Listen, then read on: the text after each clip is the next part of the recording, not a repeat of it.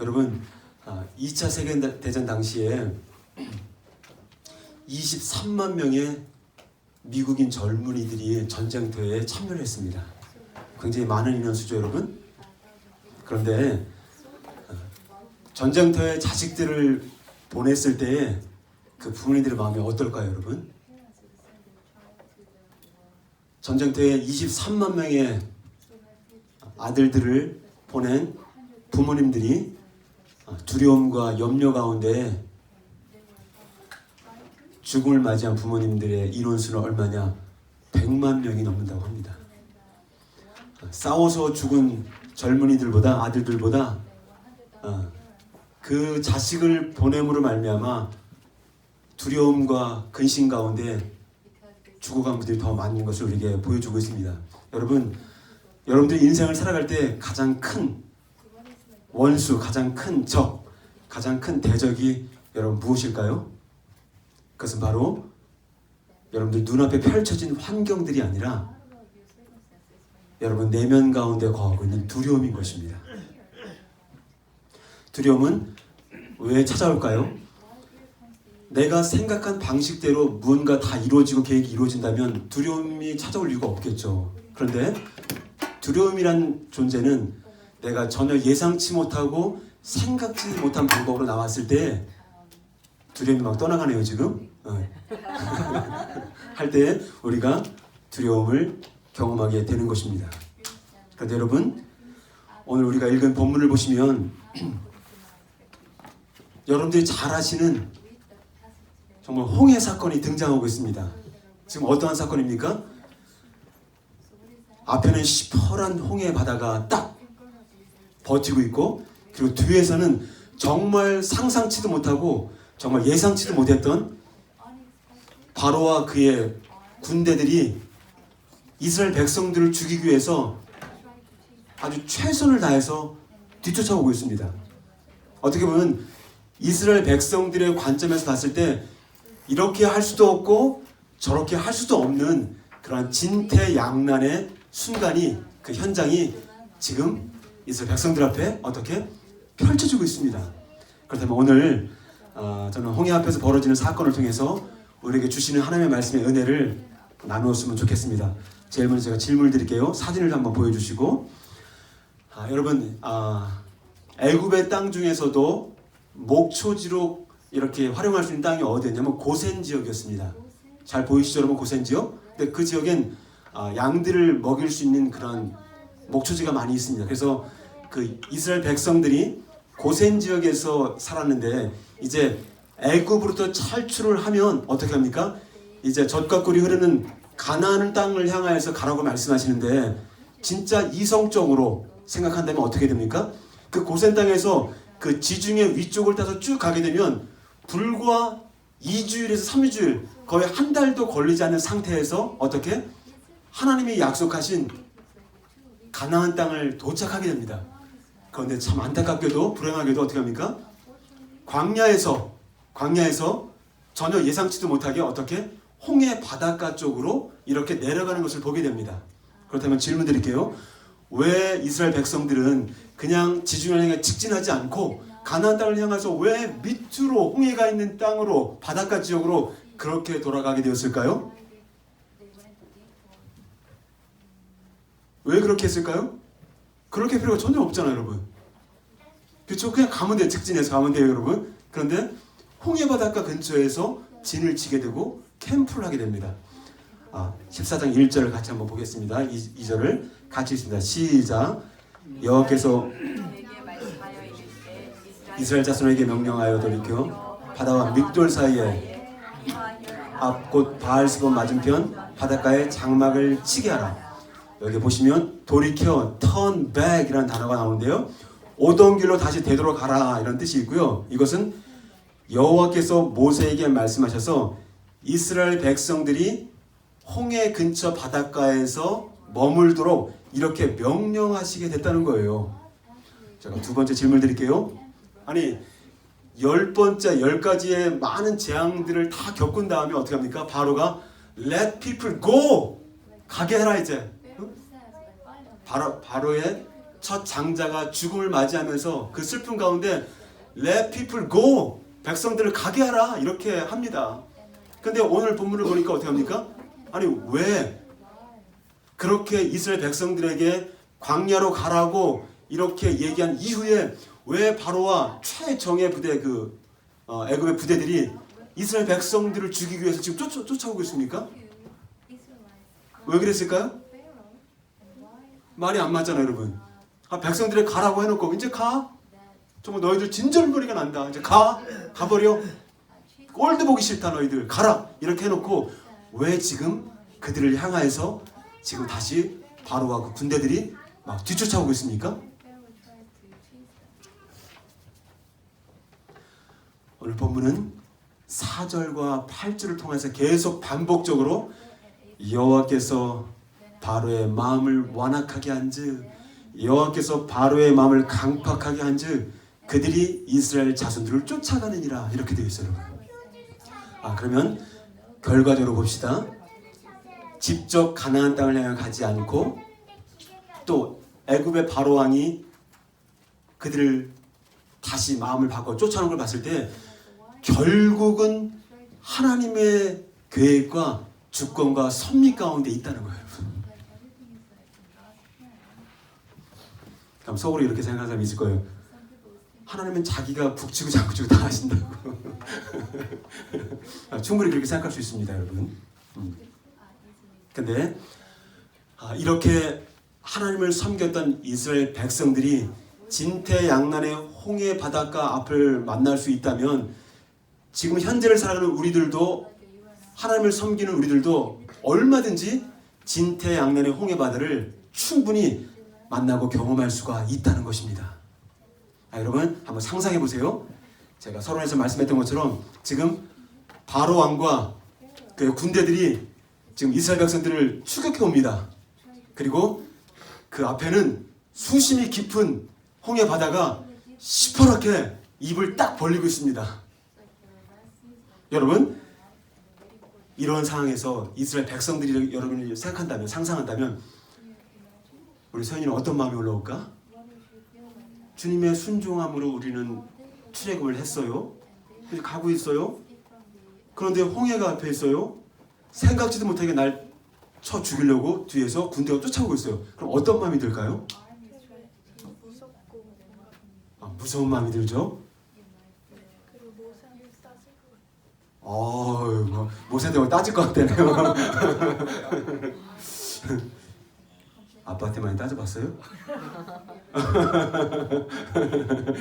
이건 다른 얘기고요. 그리고 우리가 정말 뭐라고 할까요? 인간이라면 이러한 상황에서 그냥 태평성 되면서 할렐루야 뭐 이러면서 이렇게 기뻐할 사람이 정말 누가 있을까? 연약한 우리 인간이라면 얼마든지 말했던 두려움의 감정이나 무서움의 감정이나 또 정말 사람을 향한 좀 원망의 감정이 올라올 수도 있을 것 같습니다, 여러분. 저도 동의합니다.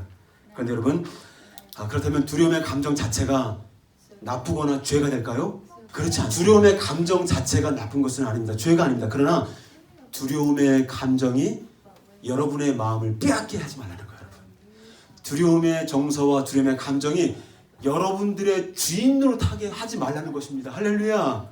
할렐루야. 그래서 사도 바울은 디모데에게 이렇게 말씀하고 있는데 같이 한번 읽어봅시다. 1장 7절 시작. 하나님이 우리에게 주신 것은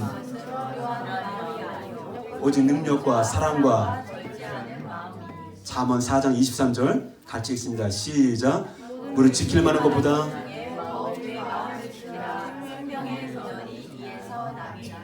그 위에 구절을 보여주세요.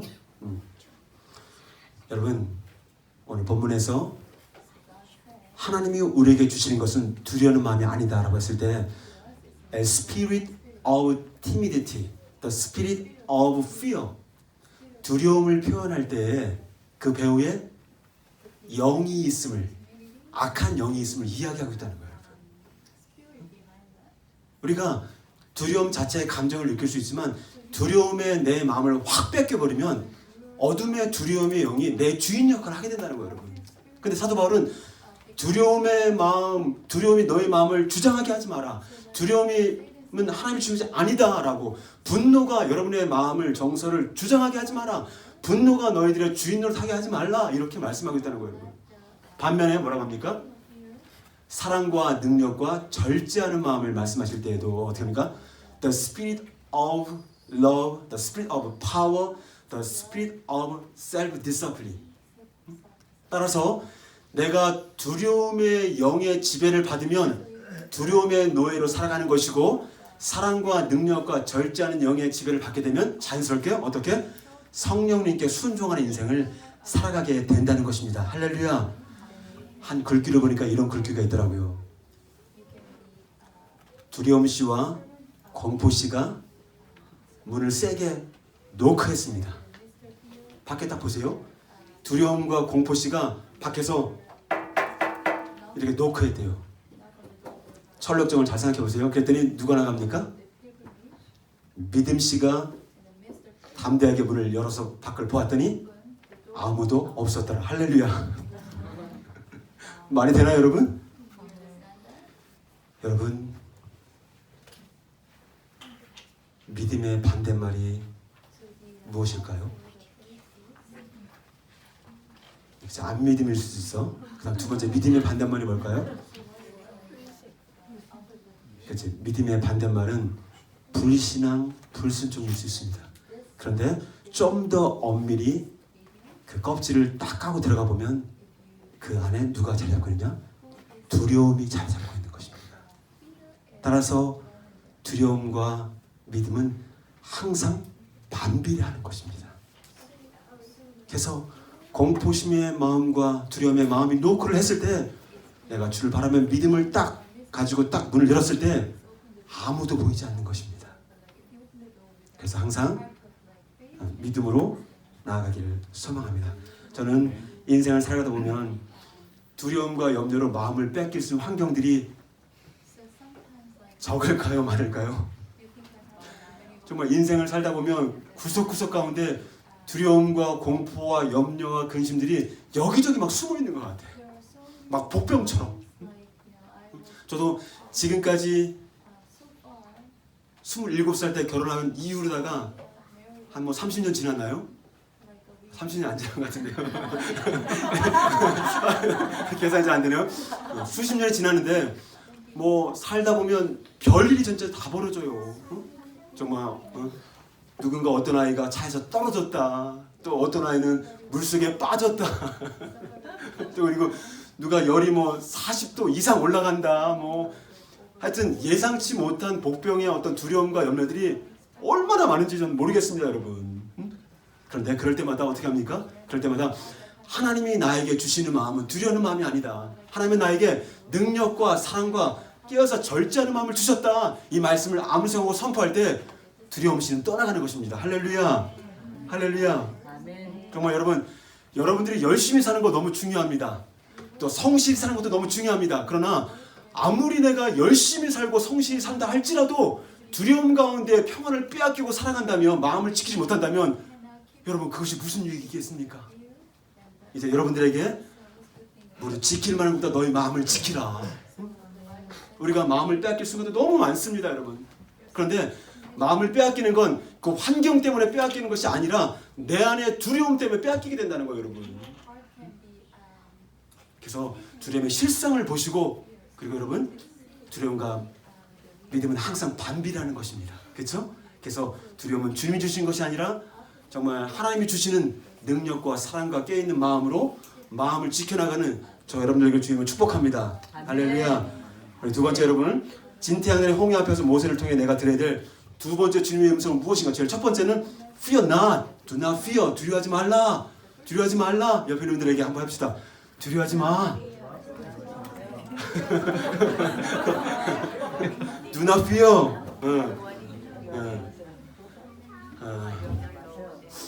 제가 중학교 2학년 때 처음 이제 수영을 배우러 갔거든요. 그래서 친구들이랑 제가 이제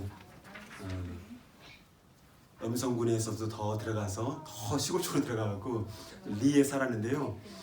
이제 친구들이랑 같이, 중학교 친구들이랑 같이 이제 그 당시에 철력, 언어를 다 설명할 수 없지만 같이 이제 라면 끓여 먹고 고기 잡아서 이렇게 하는 그런 게 있었어요. 철렵이라고 불렀던 것 같습니다. 그래서 이제 6, 7명 이렇게 갔습니다. 가서 이제 고기도 잡고 또 라면도 끓여 먹고 막 하다가 친구가 수영을 가르쳐 주겠다는 거 저한테. 그래서 좋다고. 그래서 막 수영을 이렇게 배우는데 그 연못에서 배우는데 와 너무 재밌는 거예요 수영이. 근데 친구들이 이제 고기를 잡아 또 먹어야 되니까 고기를 잡으러 한 50m 쪽 떨어져서 하고 있는데 저는 수영하는 게 너무 재밌어서 나는 좀 더 연습하겠다 해서 연습을 하는데 조금 더 깊게 가다가 딱 들어가서 딱 보니까 떴다가 가라앉는데 발이 닿지가 않는 거예요 밑에가. 근데 순간 막 두려움이 확 달려오는데 어떻게 해야 되지? 막 그러면서 이제 막 몸이 막 물에 들어가게 되는데 들어가는데 얼마나 물을 많이 마셨는지 너무 배부른 거예요 그 순간에. 배부르다는 생각이 드는 거예요. 그다음에 이제 두 번째 들어가려고 하는데 저도 친구들이 좀 살려달라고 막 손을 이렇게 막 하는데 장난치는 줄 알고 있더라고요. 진짜인지를 생각하지 않고 장난으로 생각하더라고요. 그래서 이제 그렇게 하는데 그렇게 해서 들어갔다 나오는데 두 번째 물을 먹고 나니까 내가 죽으면 죽었지 더 이상 물을 못 먹겠다 생각이 들더라고요. 물을 너무 많이 먹어갖고 내가 진짜 죽으면 죽었지 물을 더 이상 못 먹겠다. 응? 그러고 있는데 마지막 세 번째 저희들이 어렸을 때는 물놀이하다 죽는 애들이 참 많았어요 사실은. 우리 때 그랬거든요. 홍수가 나서 학교 가다가 죽기도 하고 또 뭐 수영하러 갔다가 방죽에서 죽기도 하고 많았어요. 또 어떤 여학생들은 머리를 감다가 이제 뭐 물귀신 잡아달라고 죽었다는 얘기도 있고 하여튼 물 때문에 죽은 경우가 굉장히 많아요. 그래서 물에 들어갈 때 세 번째 빠져들어가면 이제 무조건 죽는 거다. 왜냐면 물을 너무 많이 먹었기 때문에 뜰 수가 없고 이제 무겁다는 거죠 몸이. 그래서 가라앉는다는 거죠. 근데 세 번째 물속에 쭉 들어가니까 어떤 마음이 드냐면 이런 마음이 들더라고요. 이제 죽는구나. 그랬더니 어머니 얼굴이 딱 지나가. 그냥 순식간에. 이게 뭐 직감인지 본능인지 모르겠지만 그 다음 아버지 얼굴이 딱 지나가요. 그 다음에 제가 그 당시에 교회를 다녔지만 구원의 확신도 없었고 하나님의 살아계심도 알 수 없었고 그냥 재미로 주일학교를 다녔어요. 친구들 좋으니까. 그러니까 한마디로 날라리 신자로 제가 다녔습니다. 근데 참 놀라워요. 그러니까 어린이부 참 우리 청소년부 너무 중요한 게 그때 제가 그 예수님이 죽으실 때 옆에 달렸던 두 강도 있잖아요. 그 십자가의 세 개가 딱 눈에 딱 보이는 거예요 제가.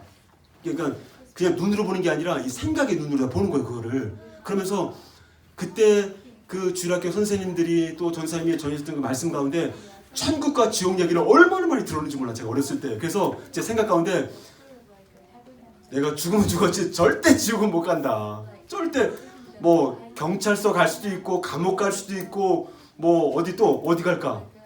어디도 갈까? 진짜 세상에 존재할 수 있는 아주 악한 데를 다 간다 할지라도 절대 지옥만은 피해야 되겠다. 절대 지옥만은 가서는 안 되겠다. 내가 무슨 짓을 하더라도 지옥을 가면 안 되겠다. 이런 마음이 있었거든요. 근데 세 번째 딱 들어가니까 나는 구원의 확신도 없었죠.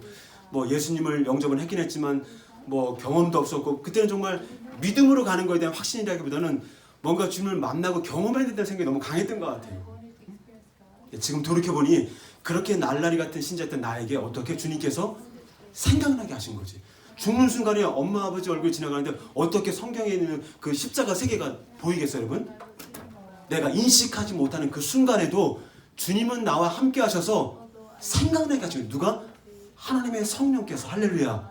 아멘. 여러분의 믿음이 좀 날라리 같고 여러분의 믿음이 조금 아닌 것 같다는 생각이 든다 할지라도 여러분 임마누엘 하나님이 함께 하십니다. 할렐루야. 아멘. 할렐루야. 아멘. 그래서 그때 그걸 딱 보게 되면서 어떤 생각이 들면 주님 저를 기억해 주세요. 강두가 그러잖아요. Remember me when your kingdom come. Remember me. 주의 나라가 임할 때 나를 기억하소서라고 고백을 하잖아요, 여러분. 저도 생각으로만 말을 하면 물을 먹어야 되니까 말을 할 수가 없고 생각으로 주여 나를 기억하소서. Remember me when your kingdom come. 할렐루야. 왜 아멘을 안 하지 근데? 아멘. 그래서 죽었어. 그 20분 만에 깨어났어. 막 살아나는 거니까 막 배를 누가 누르겠더라고 여기를 막. 그때 나를 구해준 친구 아직도 기억이 나. 중학교 2학년 때 최진열. 얘 진짜 예수 믿고 있나 한번 체크해야 될 것 같아요. 페이스북을 통해서. 최진열. 키 작고 얼굴도 이렇게 환하게 생겼어. 걔 생각이 나더라고. 너무 고맙지. 아직 사명이 되면 아직 죽지 않았던 것 같아 제가. 그래서 살았으니까 이렇게 보는 거죠 여러분. 근데 제가 지금 이렇게 말씀드리는 메인 요지는 뭐냐면 시골할 때 친구들이 날 구하러 왔었거든. 근데 막 물을 치면서 막 하는데 친구가 앞에 거의 두 번째 들어갔을 쯤에 들어왔는데 그 친구 내가 당황하니까 머리를 잡아서 머리를 꽉 잡고 그 진열이 최진열 걔를 잡고 꾹 누르는 거예요. 근데 어느 순간에 또 놓쳤어 내가. 그것도 은혜지 놓친 게 그쵸? 놓쳤어요 그때. 그래서 뭐 같이 죽을 뻔했어. 누군가 내가 물에 빠졌을 때 내가 해야 될 최선이 있다면 어떨까? 가만히 힘을 빼고 있어야 돼. 내가 가만히 있어야 돼. 쉬운 건 아니야, 그렇죠? 내가 힘을 쓰고 몸부림을 칠수록 난 죽어가는 거예요. 그러니까 진짜 전문 구조 활동하는 그런 사람들은 힘이 빠질 때까지 그냥 내버려 둔대요. 그냥 살려주세요 하면 그냥 아 그래 살려줄게 하면서 지켜보는 거예요. 왜냐면 어깨 힘이 다 빠져야 가만히 있으니까. 그럴 때 다 빠졌을 때 어떻게 구할 때 앞으로 가서 구하면 안 되고 달라붙으니까 어떻게 뒤로 가서 목을 잡고 이렇게 움직이는 거예요. 그러면 되거든요. 그래서 제가 살았습니다. 여러분 오늘 홍해바다 앞에서 내가 들을 주의 음성이 있다면 두 번째 어떻게 하는 겁니까? 가만히 서서 있는 것입니다. 가만히 서서 있는 것. 같이 한번 읽어봅시다. 파란색 시작. 영어로 stand firm. 몸을 움직이지 않고 가만히 꿋꿋하게 서 있는 것입니다. 그런데 한번 생각해 보세요. 제가 물속에 있을 때 힘을 빼고 가만히 있는 거 쉬운 일인가 어려운 일인가? 어려운 일이에요, 여러분. 아니 지금 홍해바다 앞에서 앞에는 시퍼런 물이 넘실거리고 있고 뒤에서는 애국 군대가 쳐 죽인다 달려오는데 우리 활이나 생각해봐. 너 가만히 있을 거야? 어떻게 가만히 있어? 하나님 해도 너무 하시지. 그 죽으라는 거잖아 나한테, 그치? 가만히 어떻게 있어? 근데 stand firm. 가만히 서서. 여러분 지금까지 교회의 역사를 세계 교회의 역사와 한국 교회의 역사를 보면 수많은 핍박이 있었고 수많은 어려움들이 있었고 수많은 교회가 갈라지고 쪼개졌어요 여러분.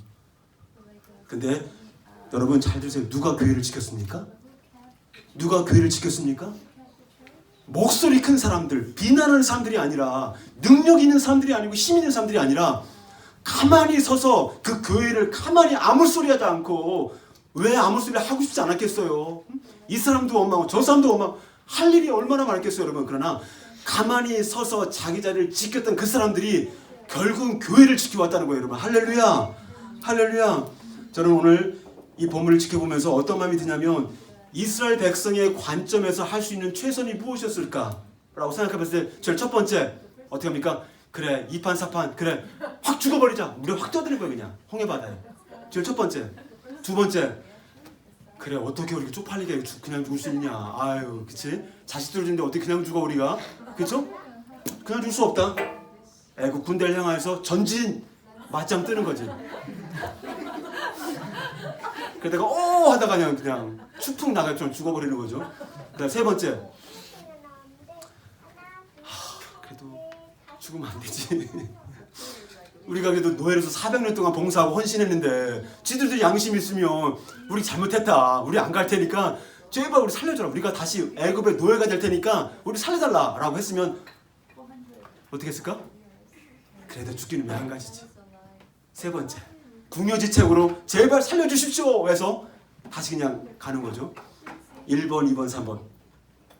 잘 들으세요. 여러분 몇 번? 1번 손 들어봐요. 2번, 3번. 어제 한국에 있는 가족분들과 이렇게 말씀을 나누는데 몇 번이냐고 물어보니까 3번이요 그러더라고요. 3번. 근데 오늘 본문 1절과 2절에 보면 어떤 표현이 나오냐면 비하히롯과 바알스본이 나옵니다. 비하히롯과 바알스본이 나오는데 비하히롯이 무슨 말이냐? 구출, 구원이라는 뜻이 있어요. 여러분. 그리고 바알스본 어디서 많이 들어봤죠?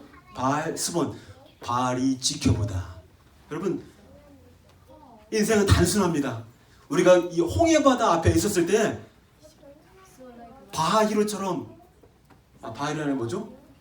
비하히로처럼 내가 하나님께 구출받느냐 구원받느냐 아니면 바알 앞에 무릎 꿇고 바알 앞에 수치심을 당하느냐 아니면 바알을 섬기느냐 종이 되느냐 둘 중에 하나인 거예요. 다른 거 없어요 여러분. 둘 중에 하나인 것입니다. 그런데 하나님의 관점에서 봤을 때 어떤 일이 벌어집니까? 이스라엘 백성들이 전에도 없었고 후에도 없었던 전혀 생각지도 못했던 그런 새로운 길을 열어주셨습니다. 할렐루야. 어떤 길입니까? 60만 명이 군사만 대군들만 60만 명인데 전체 200만 명이 한꺼번에 한 4시간에서 8시간 사이에 그 홍해길을 빠져나가려면 어떻게 합니까? 적어도 1.2km 정도, 다시 말하면 고속도로 48차선 정도. 그래서 홍해 고속도로가 뚫려서 생각지도 못한 방법으로 하나님이 인도하셨던 것입니다. 할렐루야. 할렐루야. 잘 보세요. 고린도전서 2장 19절 같이 한번 읽어봅시다. 시작. 기록된 바 하나님이 자기를 사랑하는 자들을 위하여 눈으로 보지 못하고 귀로도 듣지 못하고 사람의 마음으로 생각지 못했다함과 같으니라. 할렐루야. 하나님은 절대 절명의 진태양난의 홍해바다 앞에서 어떻게 이스라엘 백성들에게 새로운 길을 뚫어주셨습니다. 할렐루야. 왜냐하면 예수님은 길이 없는 곳에 길이 되어 주시는 분이십니다. 그렇죠? 요한복음 14장을 통해서 나는 길이다, 나는 진리다. 여러분 인생의 홍해를 걸어갈 때 나는 길이 없다, 절망이다, 소망이 없다, 아무것도 안 된다라고 생각할 때 여러분 동서남북의 길은 다 막혀있지만 하늘을 향한 길은 뻥 뚫려 있습니다. 할렐루야. 왜냐하면 예수님이 우리의 길이 되시는 것입니다. 할렐루야. 그러면 진태양난의 홍해바다 우리가 들어야 될 세 번째 주님의 음성은 무엇인지 같이 한번 14장 13절 파란색 같이 한번 읽어보도록 할까요? 시작. 보라. 그쵸? 여러분들 좀 겪어보셨지만 이럴 수도 없고 저럴 수도 없고, 제가 또 호주에 있었을 때 한국으로 갈 수도 없고 여기 남아있기도 그렇고, 또 작년에 일들을 통해서 이렇게 할 수도 없고 저렇게 할 수도 없는 그런 진퇴양난의 상황 속에서 우리 사람들은 무엇을 합니까? 방법을 찾거나 길을 찾으려고 몸부림칩니다. 그런데 오늘 주님께서 모세를 통해서 우리에게 주시는 말씀은 바로 무엇이냐면, 홍해를 탈출하기 위해 우리가 해야 할 수 있는 최선이 있다면 그것은 방법이나 길을 찾는 것이 아니라 나를 위해 일하시는 하나님의 구원을 집중해서 바라보는 것입니다. 할렐루야. 아멘. 오늘 찬양을 했던 것처럼 여러분 폭풍 가운데 누구를 바라보라고? 주님을 바라보라고 말씀하십니다. 그렇죠 여러분? 아멘. 여러분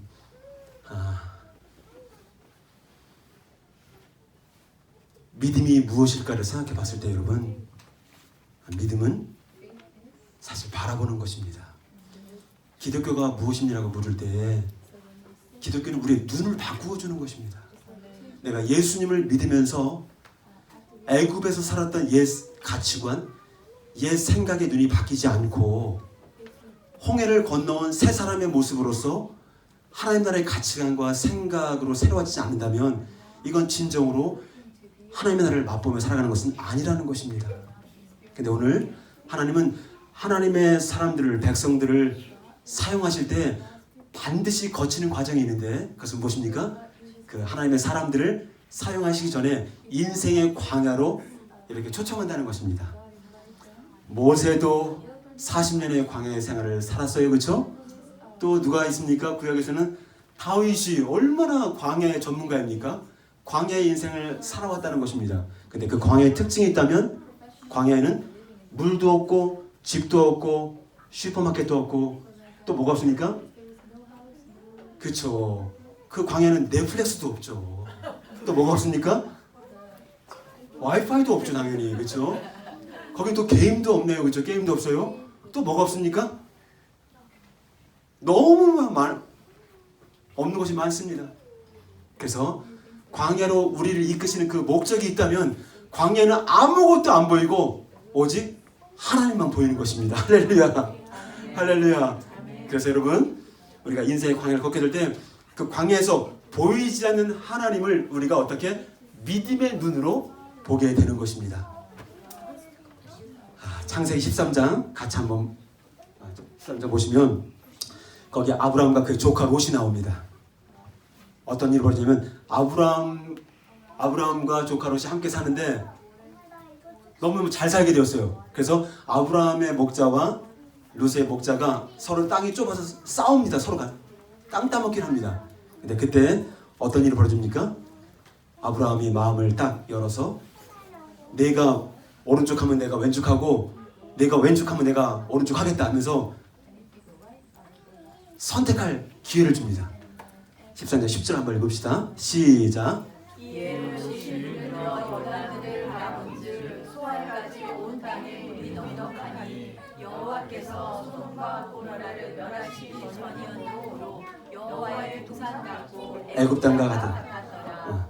롯이 눈을 들어보니까 요단 저편에 소돔과 고모라가 물도 많고 비옥하고 너무너무 아름다운 땅을 보이는 거예요. 마치 밴쿠버처럼 보이는 거예요. 그냥 가는 곳마다 그냥 공원이 있고 가는 곳마다 물이 있고 가는 곳마다 그냥 자연이 너무 아름다운 거야. 아이찜 여기쯤 했다 내가.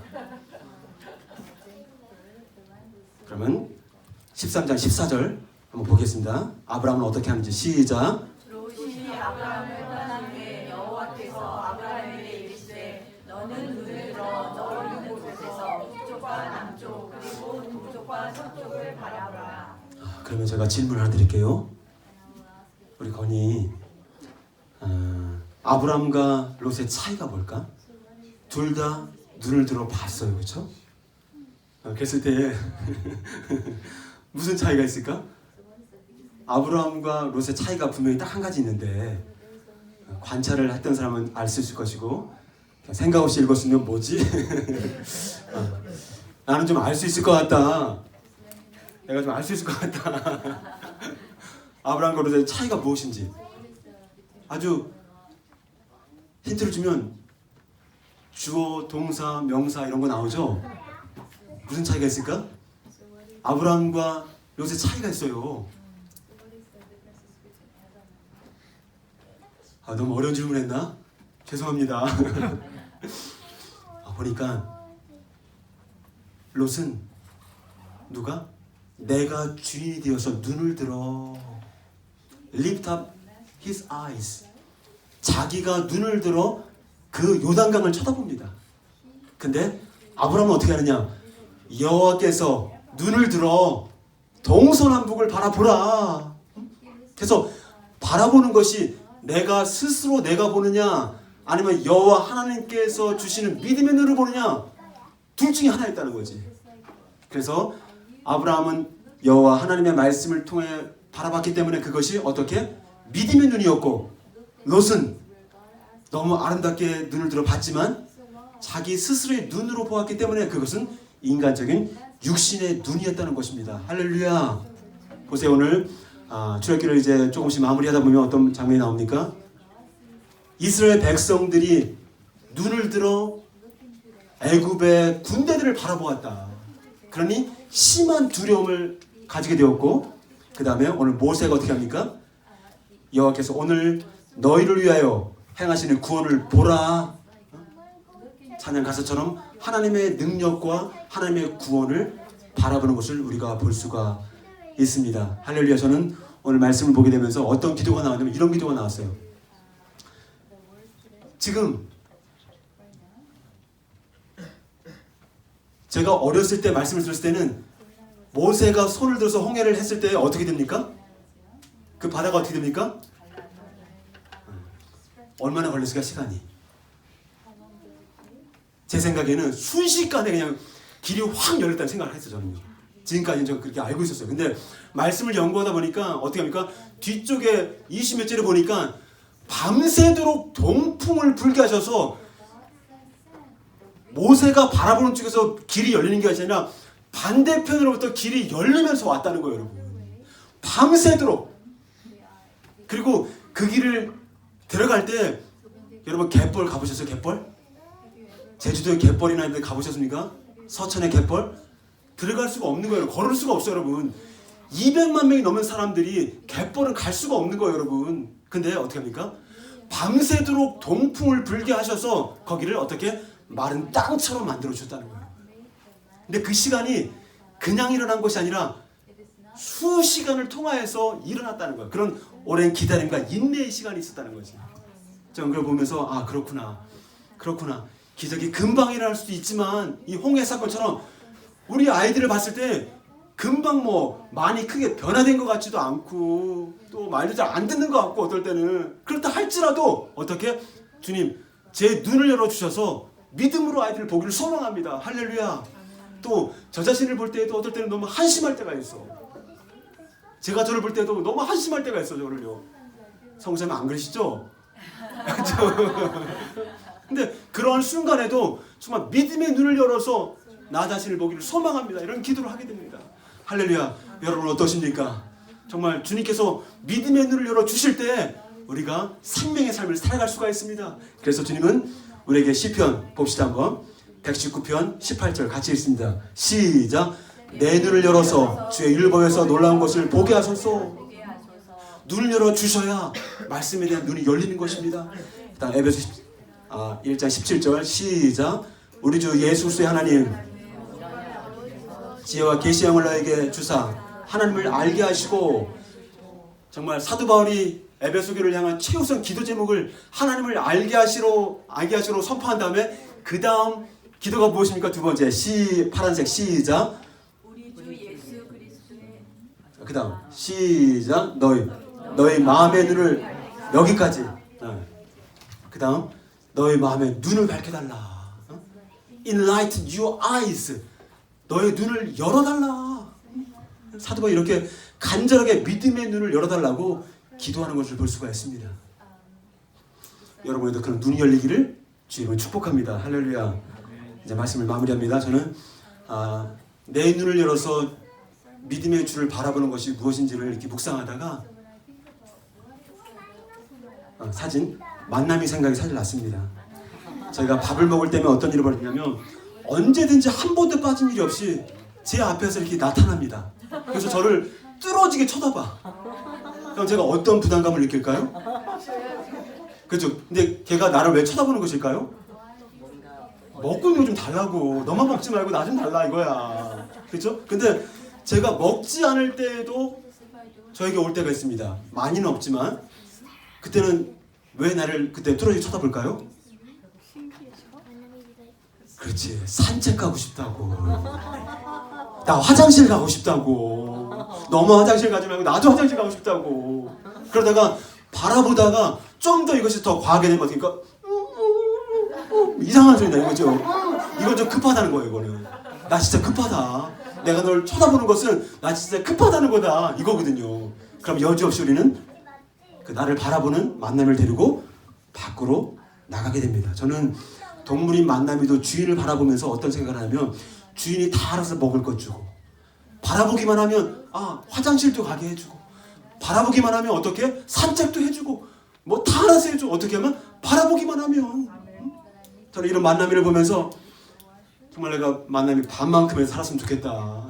내가 진짜 주님 바라봄에 있어서 만남이 만큼만이 내가 했으면 좋겠다. 응? 그런 생각을 좀 해보게 되었습니다. 저는 개인적으로 정말 제 삶을 돌이켜볼 때 작년에 한 해가 마치 진태양난의 홍해 바다 가운데 있는 그런 모습과 같았습니다. 한 달 전 주일 예배 때 우리 장성재님이 인도하시는 찬양 속에서 보라 하나님의 구원을 보라 하나님의 능력을 보라 이렇게 찬양하는데 마치 하나님 앞에서 제 마음을 들켜버린 것처럼 제가 전적으로 하나님을 신뢰하지 못함을 사실 깨닫게 하셨습니다. 저는 지난 한 해 하나님의 본심을 깨닫지 못하고 때로는 두려워하기도 했고 또 때로는 염려하기도 했음을 보게 됩니다. 또한 그렇게 하나님을 향해 막 원망하고 불평하는 그 이스라엘 백성들이 그렇게도 싫더라고요. 진짜 너무너무 불평을 많이 한다. 여러분 14장에 이렇게 불평한 장면이 나오잖아요. 15장도 불평하고 그렇게 기적을 경험해도 16장도 불평하고 또 모세가 기도하고 17장도 또 불평하고 또 원망하는 그런 모습이 나오는데 그렇게 미웠던 이스라엘 백성이 이게 내 모습이구나. 이게 내 모습이구나. 내가 이스라엘 백성과 똑같이 이렇게 이 홍해바다 앞에서 주님을 바라보지 못하고 염려하고 두려워 떨었구나. 그런 마음을 주님이 보게 하셨고 이제는 우리가 더 이상 이 홍해 앞에서 정말 두려워하지 말고 가만히 서서 여호와께서 오늘 너희를 향하여 이루시는 구원을 보라. 이제 이 말씀의 메시지를 듣고 이제 다시는 내 인생에 홍해바다가 또 언제 올지 모르겠지만 주님 이 홍해바다 사건을 통하여서 4절과 11, 17절과 18절을 통해서 어떻게 합니까? 내가 영광을 얻기 원하신다. 영광을 얻기 원하며 그리고 여호와가 온 천하에 하나님이심을 나타내기를 원한다. 여러분들에게 홍해바다의 사건 이루어지도 저러지 못하는 그런 정말 절대 절망의 그 순간들을 허락하신 이유가 있다면 내가 이 사건을 통하여서 너를 통하여서 영광받기 원한다. 내가 이 사건을 통해서 너를 죽이려고 하는 것이 아니라 너를 통하여서 하나님의 하나님 되심을 보여주기를 원한다. 이렇게 말씀하고 있다는 거예요, 여러분. 제가 이 진리를 미리 깨닫고 미리 알았다면 정말 이런 홍해바다의 어떤 절대 진퇴양난 순간 속에서 더 주님 바라볼 수 있었을 텐데 그러지 못했구나라는 생각이 들었습니다. 그런 마음을 갖고 주님 앞에 정말 올려드리게 되었고 정말 이 두려워하는 마음이 있음에도 불구하고 하나님께서는 한 걸음씩 인도해 주셨고 알 수 없는 미래의 그런 희미한 그런 인생길 속에 하나님이 나의 길이 되어 주셨고 나침반이 되어 주셨습니다. 할렐루야. 여러분 이제 진퇴양난 홍해바다는 더 이상 두려움의 바다가 아닌 평안의 바다요. 더 이상 원망과 불평이 아닌 찬양과 감사의 바다요. 더 이상 절망이 아닌 희망과 구원으로 하나님과 더불어 홍해 앞에서 춤추게 하시는 반전의 하나님을 경험하는 놀라운 시간 되기를 축복합니다. 그럼 다 같이 말씀을 읽고 다 같이 일어나겠습니다.